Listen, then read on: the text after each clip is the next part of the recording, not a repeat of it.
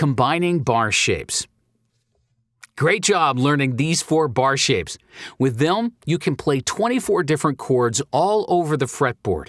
You can actually play all 24 different chords with just the 2 shapes on the low E string or with just the other 2 shapes on the A string. The reason you need all 4 bar shapes is that chords on one string can be far away from each other, which makes it hard to switch between them. For example, the D bar chord can be played with one shape here and with the other shape over here. It's the same chord, but played with 2 different shapes.